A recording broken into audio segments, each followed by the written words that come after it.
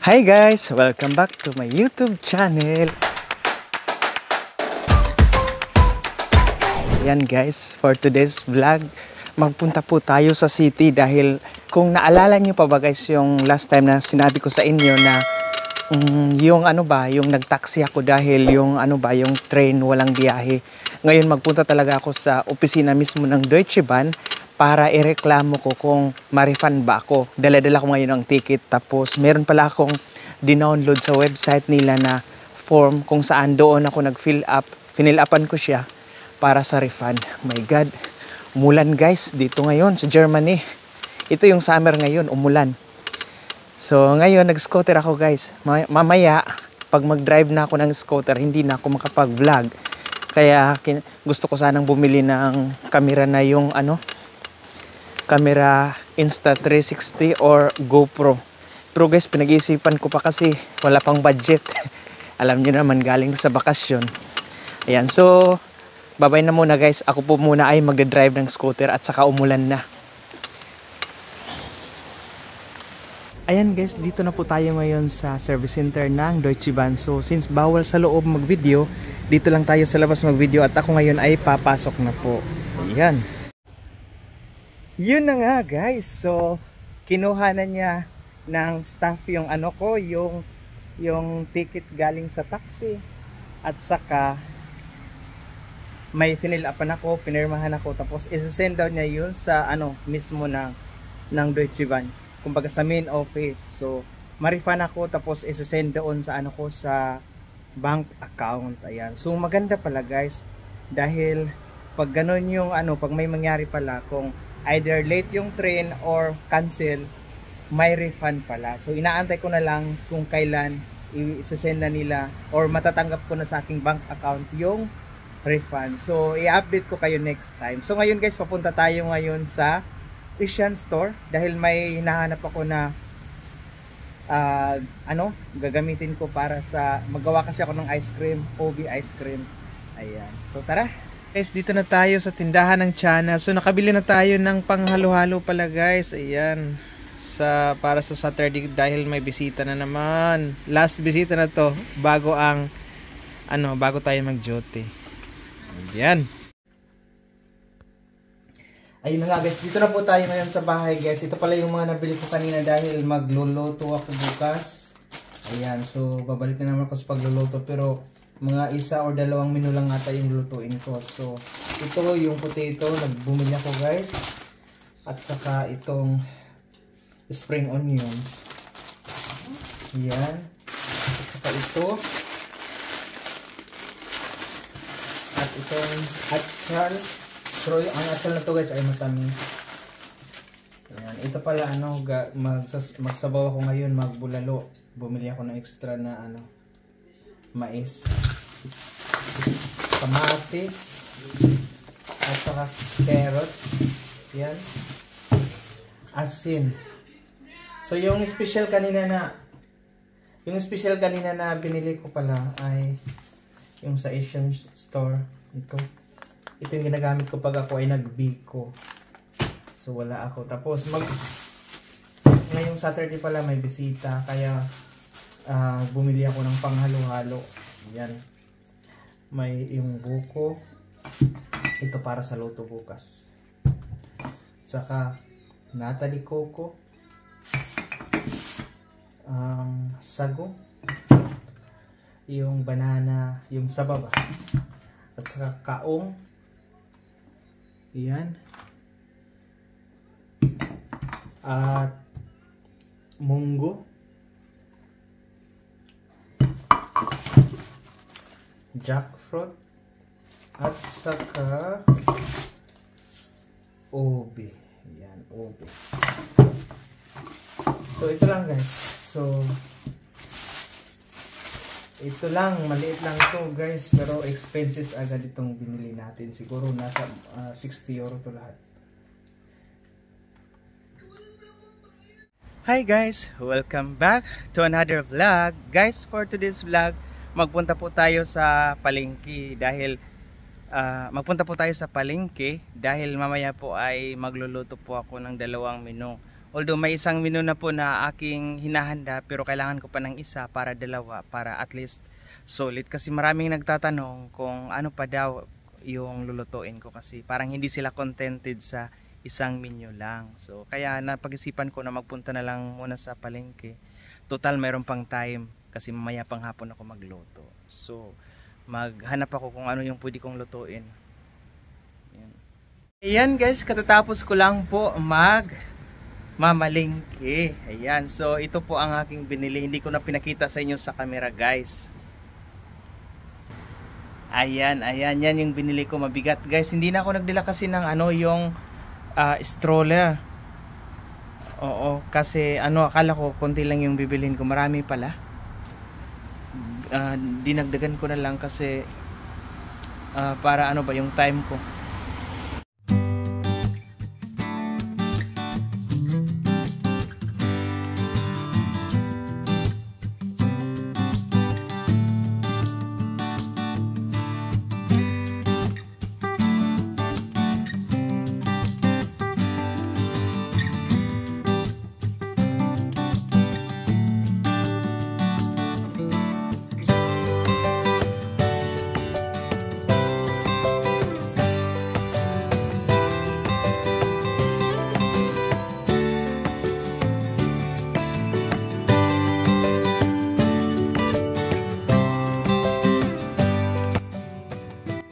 Ayun na nga guys, ipapasilip ko po sa inyo ang igado. Ayan, so masarap na po yan guys, tinikman ko na po. So yan muna ang ating menu ngayong araw guys. Sarap, bahaw na kanin na lang yung kulang. Yun guys, tayo po ngayon ay magbaba dahil merong order. Ayan, si Ate Diana may order sa akin, 5 orders ang kanyang kinuha. So ihatid natin sa baba guys, tara. Ang kanyang order guys, di ba? So 30 euro to dahil 6 ang 6 ang per serve. Medyo marami-rami siya guys kasi marami naman yung order niya, 5 order. So dinagdagan ko ng konti. So okay ko kasi ito Ayan, nasaan na siya? Si Madam Madam Damin, si Ate Diana. Ayun na nga guys, no? After kong makaloto po ay nirefill ko na or nirepack ko na yung mga order. So hindi ko na napakita sa inyo guys yung mga ginagawa ko. So mamaya maipapasilip ko sa inyo during na ibibigay ko sa kanila. So ngayon guys, papunta pala ako sa Hale. So ihatid ko lang, hindi na po ako magtitinda kasi wala na po, sold out na po. Ihatid ko lang po yung mga order. Tapos after sa Hale po, diretso po ako sa city dahil meron din mga order na kailangan kong dalhin sa city at saka i-meet up ko sila doon. Ayan, so tara. Ayan guys, dito na po tayo ngayon sa harapan ng Hale, kung saan po sa loob ay naglalaro po yung mga kasamahan natin or mga kababayan natin. So titingnan natin sa loob kung marami ba yung tao. Namimiss ko na sila actually. Ayan, ito yung Hale guys na lagi kong sinasabi sa inyo. Kunti lang ata yung tao. Actually nag-practice kasi mayroong liga na magaganap sa August 3. Ayan. Ayan, kunti lang pala yung tao.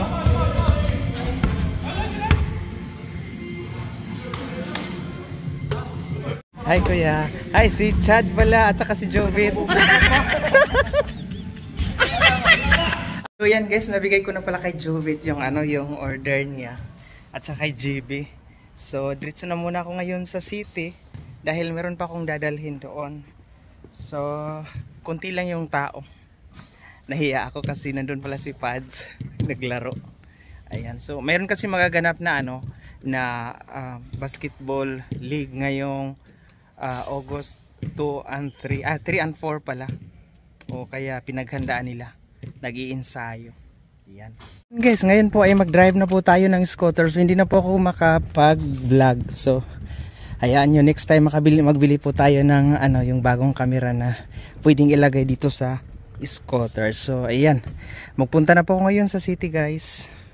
Guys, ayan yung pangalawa na i-meet ko, si OJ pala. Ayan si OJ, hindi niya alam dito ako. Entschuldigung. Hi guys! Welcome back to another vlog. Ayan, wala nang intro. Dito pala ako ngayon sa city. Kakagaling ko lang sa aking mini job. So, since meron tayong luto kahapon, may nilagay ako sa ref. Meron kasing nag-order na Filipina dito nag-work sa city. So, kailangan ko siyang puntahan ngayon. Ayan. Si ate, Ate Rachel. Shoutout sa'yo, Ate Rachel. Dito sa may Eco.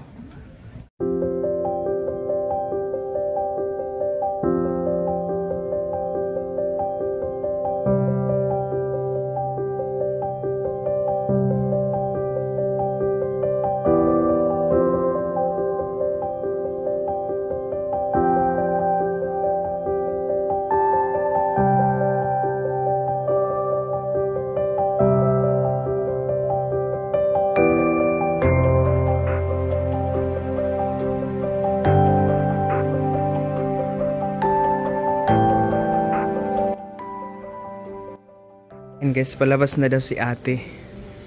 So dito siya nag-work. Inantay ko na lang lumabas siya. Yun na nga guys, nabigay ko na po yung order ni Ate Rachel. Ayan, thank you ulit sa'yo Ate Rachel. Binigyan niya na ako ng tip. So ngayon, diretso na naman tayo sa isang work natin. Hindi pa tayo tapos. So thanks God naman, wala pala yung mga boss ko lumabas. Iniwan lang yung sosis sa basta meron silang sekreto na pinaglagyan ng sose. Tapos pagkatapos ko daw, ilagay ko lang daw sa mail box. So maganda yun guys, kasi pag gusto ko yung nagtatrabaho ko na wala yung mga boss ko. Ayoko kasi nandun sila, hindi ako masyado nakako-concentrate, makafocus sa work ko. Guys, pauwi na ako ng bahay kasi nagmamadali ako dahil mayroon akong order sa Amazon guys. Tumawag yung Amazon for the first time. Tumawag ba na nanghingi ng password. Yun pala, pag may order ka tapos hindi mo tatanggapin, tapos medyo mahal siya ng konti, ay nako, ang ingay ng mga German. Football kasi ngayon football. Baka nanalo ang German ba? Nakapunto na ata. So back to tayo sa topic. Yung order ko kasi guys, medyo mahal siya ng konti. So, yun, yung Amazon driver tumawag sa akin kasi sabi ko iwan lang. So ngayon hiningi niya yung password. Parang confirmation pala yun na ako yung may-ari. Kaya yun, hiningi niya yung password na nandito sa Amazon website. Yun, binigay ko. So nandito na ngayon yung paket. Baka nandun sa neighbor ko. So grabe, nagmamadali ako guys kasi ayaw ko kasi guys na yung order ko dadalhin ulit ng driver kasi mahirapan na naman ako. Kukunin na naman kung weekend pa naman ngayon. Kukunin ko kung saan kung aling station pwede kunin yung order ko, tapos kukunin ko na naman ng Monday, tapos may oras kung kailan kunin. So mahirap guys. So better kung nandito na yung order ko, hindi na ako mahirapan. So ayan, ang mga tao ngayon guys dito sa Germany, ang ingay kasi football. Yan yung nila dito. Kung sa Pinas is basketball, dito naman sa Germany, football. Yan, kaya mga tao ngayon nakatutok sa TV. Hi guys, ayan, tayo ngayon guys. Nagkaroon tayo ng gulay.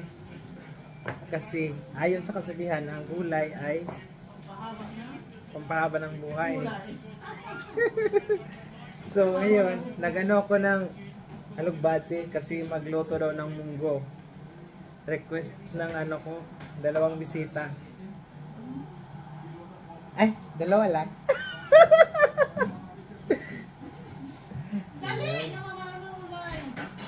So habang kami ay nanonood ng habang kami ay nanonood ng guys.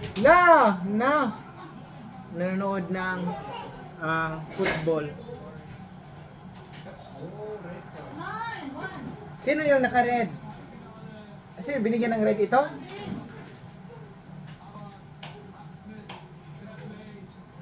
Ay! Yung lalaki pa. Oh, yun. Good morning guys! Yan. Breakfast muna tayo. Katatapos ko lang pala mag-slice ng pangdinuguan guys. Oh. So ngayon ako po ay kakain na, mag 12 noon na. So medyo late na talaga siya. Yun, so ang pagkain ko pala ay beef steak. Ay, steak. Beef steak, tsaka munggo at dinuguan. Sarap. May kaibigan kasi pumunta dito guys ba, nagloto. Kaya may pagkain tayo.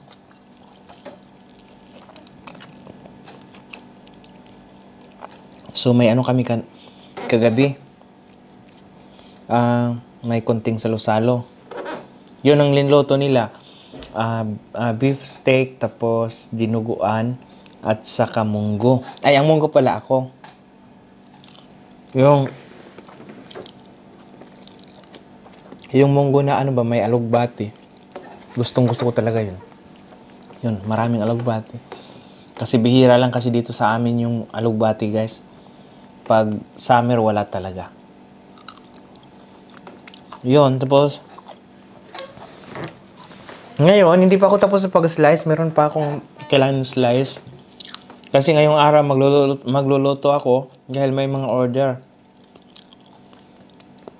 Hinahanap-hanap kasi yung dinuguan ko, guys. Kaya yun. After nito, kumain ako, mag-continue sa pag-slice. So, ngayong araw yun lang ang gagawin ko ay magbenta.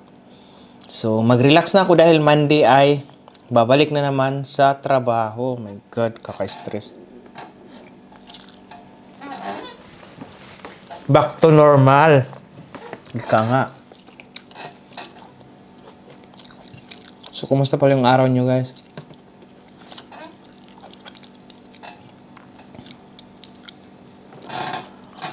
Ang sarap magkamay kapag kumain.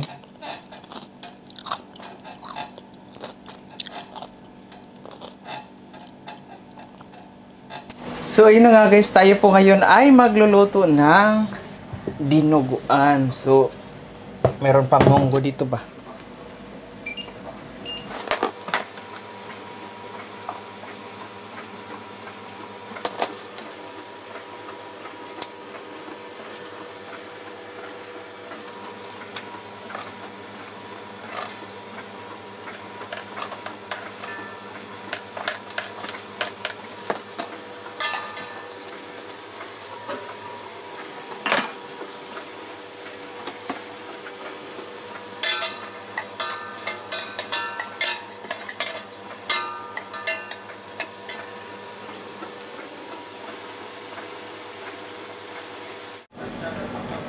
Ayan na nga guys, nandito na ang ating dinuguan. So ano na po yan, ready to serve na po.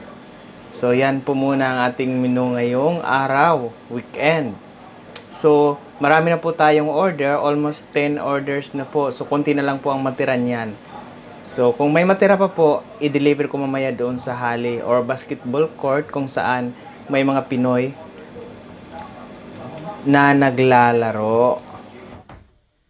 Ayun na nga guys. So, sobrang happy ko guys dahil yung yung niluto kong dinuguan ba, na sold out lahat. So, hindi na ako nakapunta sa sa basketball court dahil yung mga kaibigan ko nagunahan dito ba, si Ernesto pumunta dito. 4 na balot or yung in-order niya, 4 na order yung in-order niya ng dinuguan. Tapos si Rusty din, yung kaibigan ko din, 3, so 7. So may mga nag-order pa, sila Ate Diana, tapos sino pa ba yun? Sila Kuya Solomon, si Ma'am Bella. Si Ma'am Bella, subscriber ko yan. Na-meet ko na talaga siya sa baba kasi kinuha niya yung order niya dito. Bisaya din. Shoutout sa Ma'am Bella. So sold out lahat guys. Sobrang happy ko kasi parang, yun nga bang, konti lang. I think 5 or 6 lang yung customer ko na marami yung kinuha. Na-sold out lahat. So, syempre, sobrang happy ko kasi, ang tawag doon, hindi na ako umalis pa or nagbebenta pa. Ako kasi, pag nagluluto, sa Bisaya ba, pura buyag. kahit na hindi na ako mag-post, marami agad yung yung kahit mag-my day lang ako, marami agad yung nag-PM kasi dito sa Germany guys, yung dinuguan bihira lang kasi mahirap hanapin yung gaya ng dugo. Yung dugo hindi lagi meron kasi meron ding iba na kumukuha, minsan wala din, lalo na timing ka sa araw na wala talagang dugo. So yun. At saka yung isaw ng baboy or tinai sa Bisaya, minsan wala din yun. Kaya yun, sobrang happy ko. Salamat sa mga customers ko pala. Yan, God bless. Sana lagi kayong nandyan every time. Lagi kayong bumibili sa mga lulutuin ko sa susunod na mga araw. Ayan lang po. So sa mga hindi pa po nakasubscribe sa ating YouTube channel, Dong Vlogs po, huwag niyo po akong kalimutang i-subscribe para po updated po kayo sa ating mga upcoming videos about sa living in Germany. Ayan po. Maraming salamat po at ito pa rin po ang Dong Vlogs. Hanggang sa muli. Bye bye, ingat, and happy weekend.